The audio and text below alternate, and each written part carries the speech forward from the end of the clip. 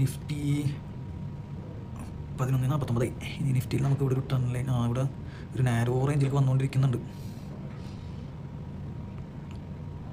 Okay, ഇവിടെ ഒരു break out നമുക്ക് എക്സ്പെക്ട് ചെയ്യാം. ഏതൊരു സൈഡിക്കായാലും ഇവിടെ നിന്ന് ഇങ്ങനെ ഒരു ബ്രേക്ക് ഔട്ട് വന്ന് റീടെസ്റ്റിൽ ഒരു ട്രേഡ് വരാം. അതുപോലെ ഈ ഒരു ബ്രേക്ക് ഔട്ട് വന്ന് റീടെസ്റ്റിൽ ട്രേഡ് വരാം. ഓക്കെ, ഇത് രണ്ടാണ് നമ്മൾ വെയിറ്റ് ചെയ്യുന്ന ആ ഒരു ലെവൽസ്.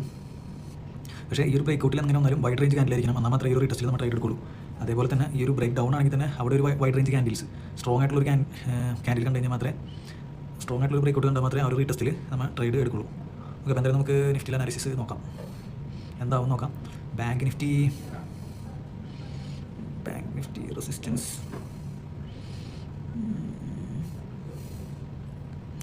ബാങ്ക് നിഫ്റ്റി നല്ലൊരു മാസീവ് സെല്ലിങ് കഴിഞ്ഞിട്ടുള്ളൊരു ലെവലാണ്. അപ്പോൾ എന്തായാലും ഒരു ബൈയിങ് ചാൻസ് ഭയങ്കര കുറവാണ്.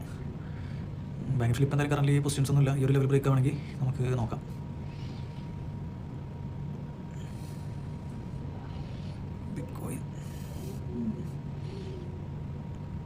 ബിറ്റ്കോയിൻ യെസ്, ബിറ്റ്കോയിൻ സൈഡ്വേസ് ആണ്. ഈ ഒരു ലെവൽ ബ്രേക്ക് ചെയ്യുകയാണെങ്കിൽ ഈ ഒരു ലെവലിൽ എന്തായാലും ഒരു അലേർട്ട് ഇട്ട് വെക്കാം.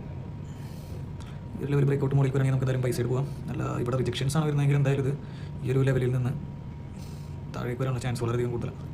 Let's see. അപ്പോൾ ആ ഒരു അനാലിസിസിൽ നമുക്ക് നല്ലൊരു ലെവലിൽ ട്രേഡ് കിട്ടിയിട്ടുണ്ട്. നമ്മൾ മെൻഷൻ ചെയ്തിരുന്നത് ഈ ഒരു ലെവൽ നല്ലൊരു സ്ട്രോങ് ആയിട്ടുള്ള ക്യാൻഡിലിൽ ബ്രേക്ക് ഔട്ട് കിട്ടിക്കഴിഞ്ഞാൽ അതിൻ്റെ റീടെസ്റ്റിൽ ട്രേഡ് എടുക്കാം. ഈ ഒരു ട്രെൻഡ് ലൈൻ റീടെസ്റ്റ്, പക്ഷേ നമ്മൾ ഇവിടെ ഇതായിരുന്നു നമ്മൾ അതായത് ബ്രേക്ക് ഔട്ട് കിട്ടിയ ഒരു ഹൊറിസോണ്ടൽ ലെവൽ പ്ലസ് ആ ഒരു ട്രെൻഡ് ലൈൻ, അതിനനുസരിച്ച് നമുക്ക് ട്രേഡ് എടുക്കാം. അപ്പോൾ ഈ ഒരു ട്രേഡ് ബ്രേക്ക് ഔട്ട് കിട്ടി, പക്ഷേ ബ്രേക്ക് ഔട്ടിൽ നമ്മൾ ആദ്യം പാനിക്കായി ഇറങ്ങി കഴിഞ്ഞ് കഴിഞ്ഞാൽ അത് റിവേഴ്സിൽ വരാനുള്ള ചാൻസ് കൂടുതലാണ്. അതുപോലെ തന്നെ ഫേക്ക് ഔട്ട് വരാനുള്ള ചാൻസ് വളരെയധികം കൂടുതലാണ്. ഓക്കെ, അപ്പോൾ ഈ കേസിൽ നമ്മൾ ഡൗൺ സൈഡ് ബ്രേക്ക് ഡൗൺ ആണെന്നുണ്ടെങ്കിൽ റീടെസ്റ്റിൽ എൻട്രി, അപ്പ് സൈഡ് ആണെങ്കിൽ റീടെസ്റ്റിൽ എൻട്രി. അതുപോലെ നമുക്ക് ഇവിടെ അപ്പ് സൈഡ് ബ്രേക്ക് ഔട്ട് കിട്ടി, വൈഡ് റേഞ്ച് ക്യാൻഡിൽസ് വന്നു, അതിനുശേഷം റീടെസ്റ്റ് വന്നു. സ്റ്റോപ്പ് ലോസ് ഈ ഒരു ട്രെൻഡ് ലൈൻ പ്ലസ് ഈ ഒരു ട്രെൻഡ് ലൈൻ, ഇതിൻ്റെ ഈ ഒരു ഏരിയയിലാണ് സ്റ്റോപ്പ് ലോസ്. നമ്മുടെ ടാർഗറ്റ് എന്ന് വെച്ച് കഴിഞ്ഞാൽ പ്രീവിയസ് റെസിസ്റ്റൻസ് ഇതായിരുന്നു നമ്മുടെ ടാർഗറ്റ്. എത്ര പേഴ്സൻറ്റ് 1:5.4 അത്രയും റിട്ടേൺ ആണ് നമുക്ക് ബുക്ക് ചെയ്യാൻ പറ്റിയത്.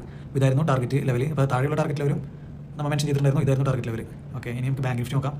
ബാങ്ക് നിഫ്റ്റിയിൽ നമ്മൾ ഒരു ഡൗൺ സൈഡ് ഇത് ബ്രേക്ക് ചെയ്താലുള്ള ഒരു ട്രേഡാണ് എക്സ്പെക്ട് ചെയ്തത്, പക്ഷേ ആ ഒരു ട്രേഡ് നമുക്ക് അവിടെ കിട്ടിയിട്ടില്ല.